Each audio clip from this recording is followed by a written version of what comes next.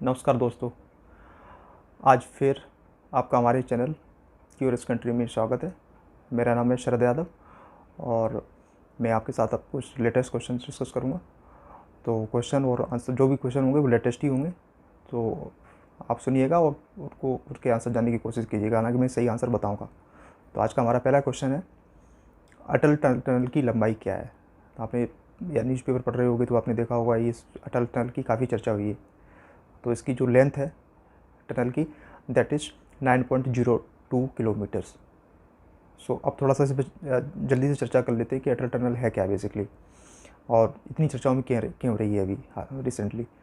तो इसके बारे में थोड़ा देखते हैं। ये टनल है, दो टनल क्या होती है कि कहीं कुछ खोद कर जैसे पहाड़ को काट के बनाई जाती है, तो उसमें एक रास्ता बनाया जाता है, उसको टनल बोलते हैं। तो ये जो टनल है वो लेह और मनाली के मार्ग पे है, ठीक है। मनाली और लाहौल स्पीति को जोड़ती है। तो इसकी लंबाई दैट इज़, इसकी लेंथ दैट इज़ 9.02 किलोमीटर्स। और इसकी लोकेशन कहाँ है? ये रोहतांग पास में है। रोहतांग पास से का जो रास्ता है वो, रोहतांग पास बेसिकली क्या है कि जब मनाली से ले जाते हैं तो रोहतांग पास का एरिया काफ़ी पड़ता है उसके थ्रू, तो उसी एरिया में ये पड़ती है। तो ये पिछले 10 साल से इसमें काम चल रहा था, तो अब जाके कंप्लीट हुई है। और इसकी जो हाइट है वो लगभग 3100 मीटर की हाइट पे है। तो इस हाइट पे ये दुनिया की सबसे लंबी सुरंग मानी जाती है। इसका नाम जो हमारे पूर्व प्रधानमंत्री थे अटल बिहारी वाजपेयी, उनके नाम पे अटल टनल। इसकी शुरुआत तो वैसे उन्होंने 2001 में की थी। उसके बाद में इसका जो जो एक्चुअल काम स्टार्ट हुआ था 2010 से हुआ था, और 2020 तक अभी ये ओपन हुई है। तो कहाँ पे ये? मनाली लेह मार्ग पे। ये कहाँ पड़ता है? हिमाचल प्रदेश में। ओके। तो और इसके बारे में कुछ और भी हम लोग कुछ फैक्ट जान लेते हैं कि इसकी जो विड्थ है, इसकी जो चौड़ाई है दैट इज अराउंड 10 मीटर के आसपास है, ठीक है। इसमें कितनी लेन है? इसमें 2 लेन है, एक लेन जाने के लिए और एक लेन आने के लिए। और इसमें इसने जो रास्ता था उसकी जो डिस्टेंस है वो लगभग 40 किलोमीटर कम कर दी है। और इस 40 किलोमीटर के जो बड़ा क्रिटिकल रास्ता था, लगभग 5-6 घंटे का जो रन जो था वो कंज्यूम टाइम, वो टाइम कम कर दिया है इसने इसकी वजह से। और जैसे मैंने बताया, इसकी जो हाइट है, किस हाइट पे? समुद्र तल से लगभग 3100 मीटर की हाइट पे ही है। तो दुनिया की सबसे लंबी टनल उस हाइट पे जाके हो जाती है। तो अभी रिसेंटली 3 अक्टूबर को प्रधानमंत्री नरेंद्र मोदी जी ने इसका इनॉग्रेशन किया है। और इसकी कैपेसिटी इन टर्म्स ऑफ कितनी गाड़ियाँ निकल सकती हैं, तो उसमें 3000 कार और लगभग 1700 ट्रक डेली आ जा सकते हैं। और इसकी जो टेक्नोलॉजी है, जिसके थ्रू इसको बनाया गया, उसका नाम है, उसको बोलते हैं blast and Dick technology. Means एक ब्लास्ट किया जाता है, जब उसको अंदर टनल को बनाया जाता है तो फिर उस ब्लास्ट की जगह पर उसको डिक किया जाता है, फिर ब्लास्ट किया जाता है, फिर डिक किया जाता है। तो ये है, इतनी जानकारी इसके लिए काफ़ी है।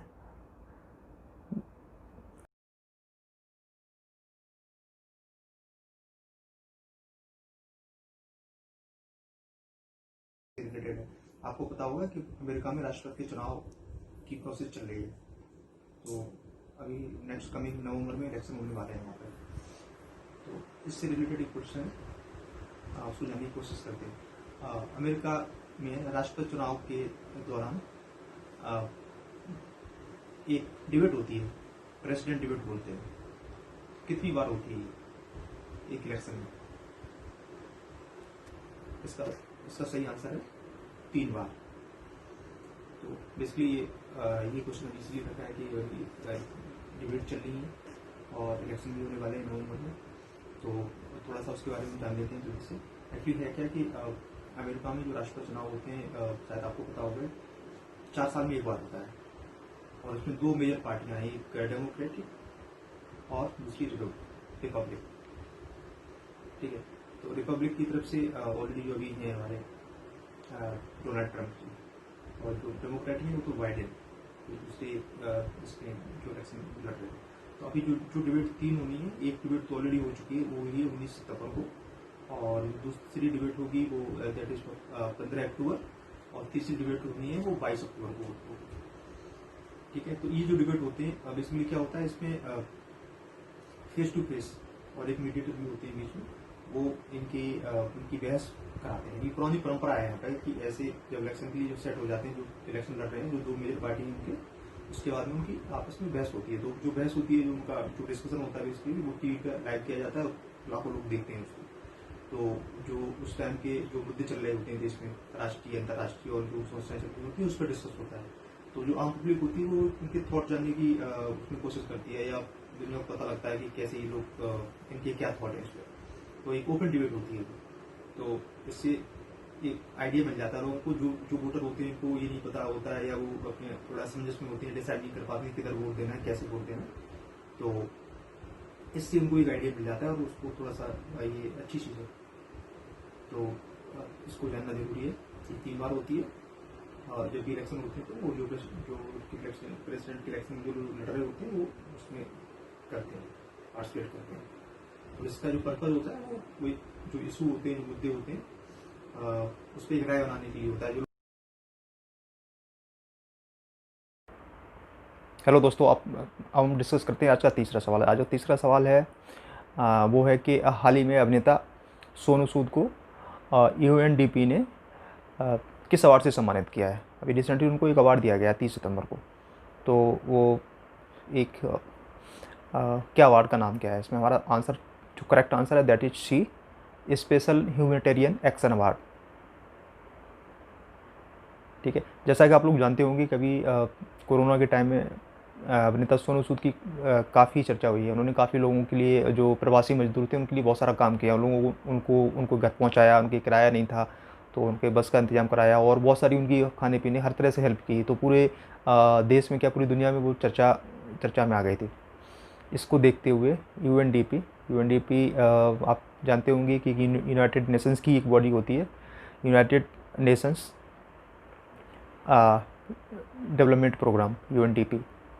तो इसमें ही एक उनका एक SDG का उनका एक लक्ष्य है। SDG means sustainable developments goals, सतत विकास लक्ष्य हैं उनके। 17 लक्ष्य होते हैं कि कैसे ग्रोथ की जाए, पॉवर्टी को कैसे कम किया जाए, एजुकेशन, और इसमें बहुत सारे उनके गोल हैं। और उनके चलते ही उनके दायरे में आने की वजह से इनको अभिनेता सोनू सूद को ये अवार्ड मिला है। एक वर्चुअल सेरेमनी में, और 30 सितंबर को उनको ये पुरस्कार दिया गया। तो ये UN का ही पार्ट होता है, UNDP बेसिकली। तो ये काफ़ी सम्मानित माना जाता है। तो इसलिए ये हम लोगों को जानना ज़रूरी है, जो लोग कंपटीशन के एग्जाम में बैठना चाह रहे हैं, या उनको जिससे अवेयरनेस है।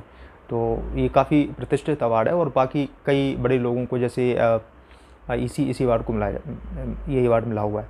जैसे Angelina Jolie, David Beckham, Leonardo DiCaprio, Emma Watson, Kate Blanchett, ये सारे नाम सुने होंगे आपने। और इवन प्रियंका चोपड़ा को भी ये अवार्ड मिला हुआ है। तो ये भी उस लिस्ट में शामिल हो गए एक तरह से। तो ये देश के लिए और उनके लिए सम्मान की बात है।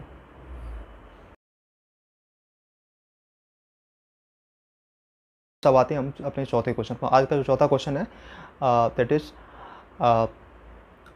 ICGS कनकलता बरुआ कहाँ तैनात किया गया है। ठीक है।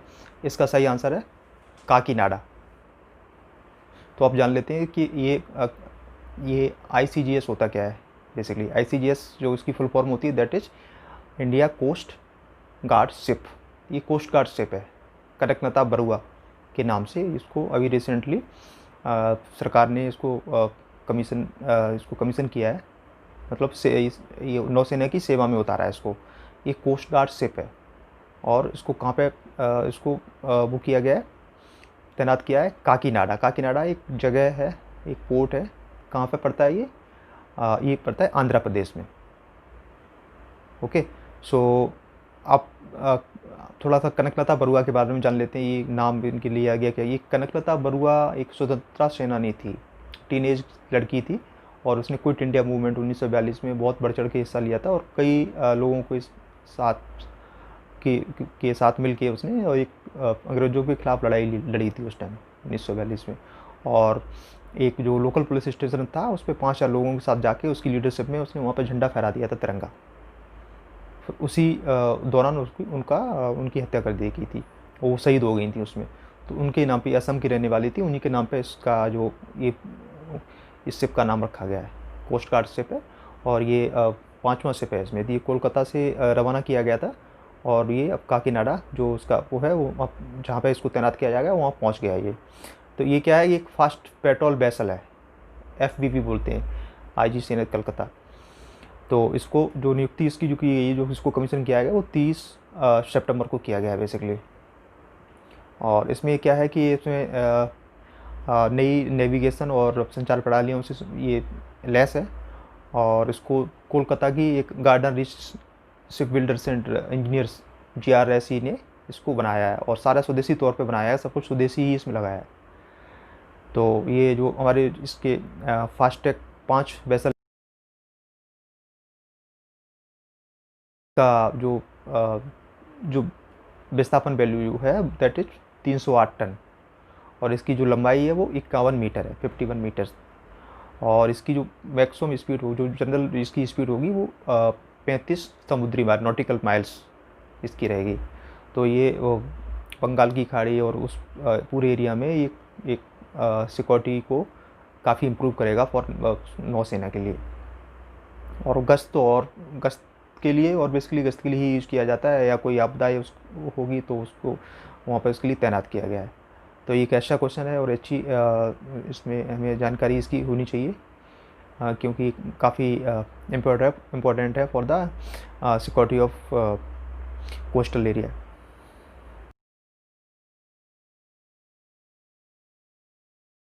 दोस्तों, अब आते हैं अपने 5वें क्वेश्चन पे। आज का 5th क्वेश्चन हमारा है एस्कॉन फेज 4th नेटवर्क। इसलिए क्वेश्चन है कि एस्कॉन फेज 4th नेटवर्क क्या है, एस्कॉन नेटवर्क क्या है। इसका सही आंसर है सी। ये क्या है कि आर्मी का एक कम्युनिकेशन नेटवर्क सिस्टम है। So see answer is correct for this. तो बेसिकली है क्या कि ये एक्चुअली जो आर्मी सीमा पे अपनी जो कम्युनिकेशन करती है, जैसे वायरलेस सैटेलाइट्स और जो कम्युनिकेशन करती है, उसके एक नेटवर्क को और अपग्रेड करने के लिए इस सरकार ने अभी स्टार्ट किया है, एक नया प्रोजेक्ट है बेसिकली, दैट इज़ पीछे इसका जो नाम है एस्कॉन फेज 5, 5th फेज का है ये नेटवर्क। और इसको बोलते हैं एस्कॉन। एस्कॉन मीन्स एस्कॉन की एक फुल फॉर्म वो भी आनी चाहिए हमें कि क्या होता है, स्टैटिक स्विच्ड कम्युनिकेशन नेटवर्क। ठीक है, और इसका फेज कौन सा है, ये 4th फेज का है बेसिकली। तो इसमें क्या है कि एक जो कम्युनिकेशन करने का जो नेटवर्क है उसको और एडवांस करने के लिए गवर्नमेंट ने आर्मी के इस नेटवर्क को और एडवांस करने के लिए एक कंपनी को कॉन्ट्रैक्ट दिया है, ITI को, ITI लिमिटेड। ये भी एक पब्लिक सेक्टर की कंपनी है, इंडियन टेलीफोन इंडस्ट्रीज लिमिटेड। इसको कॉन्ट्रैक्ट मिला है, और इसमें 36 महीने के अंदर सारा काम इनको जो नई टेक्नोलॉजी के बेस पर इनको कंप्लीट करना है 36 मंथ, 3 साल के अंदर। और इसकी प्रोजेक्ट की पूरी जो कॉस्ट है दैट इज 7796 करोड़ रुपए, 7796 करोड़ रुपए का ये प्रोजेक्ट है, और ये लगभग 36 मंथ में जाके कंप्लीट हो जाएगा। तो इसमें क्या है कि इसमें इसका जो मेन पर्पज़ है वो, इसको क्या है कि इसकी जो अभी टेक्नोलॉजी है नेटवर्क की, वो 17 से, ये बेसिकली क्या है कि संचार क्षेत्र का इनका एक नेटवर्क है। तो जो अभी जो टेक्नोलॉजी इनकी है, ट्रांसफर मोड टेक्नोलॉजी, तो उसको इंटरनेट प्रोटोकॉल और मल्टी प्रोटोकॉल लेवल में स्विचिंग टेक्नोलॉजी को अपग्रेड करेगा बेसिकली। तो जो नई टेक्नोलॉजी आएगी वो IP बेस्ड टेक्नोलॉजी होगी, इंटरनेट प्रोटोकॉल और मल्टी प्रोटोकॉल लेवल से। तो एक इनकी जो स्विचिंग टेक्नोलॉजी वो चेंज हो जाएगी। और दूसरा इसमें क्या है कि फाइबर ऑप्टिकल्स केबल का होता है वो बिछाई जाएगी। बेसिकली ये जो सीमावर्ती इलाके हैं, जैसे कश्मीर से, जैसे चाइना से जुड़ता हुआ एरिया है, और माइक्रोवेव रेडियो और सैटेलाइट का प्रयोग किया जाएगा इसमें बेसिकली। तो इसकी जब कंप्लीट हो जाएगा तो इसमें क्या है, एक बैंडविड्थ बहुत ज़्यादा मिल जाएगी, और LAC पे एक कम्पिटिटिव एडवांटेज मिल जाएगी भारतीय सेना को, क्योंकि चाइना भी है तो वो बहुत सारे अभी जो हमारा सिस्टम है उसको वो कई बार इंटरसेप्ट भी कर लेता है। लेकिन अभी ये चीज़ें हो जाएंगी और एडवांस मॉडल पे, तो वो उसमें नहीं कर पाएगा, और स्ट्रेंथ LAC पे और ख़ासकर चाइना के साथ बॉर्डर पे बढ़ जाएगी। तो ये बहुत ही इंपॉर्टेंट ये स्टेप है और काफ़ी जल्दी ही पूरा हो जाएगा ये 3 साल के अंदर। तो IP बेस्ड सारा सिस्टम इनका हो जाएगा और फाइबर ऑप्टिकल ग्लास का इनका जो नेटवर्क रहेगा। दोस्तों मेरा छठवां और अंतिम क्वेश्चन है कि शेख सवा अल अहमद अल सवा किस देश के शासक थे? इनकी अभी रिसेंटली डेथ हो गई है। तो इसका सही आंसर है ए, कुवैत।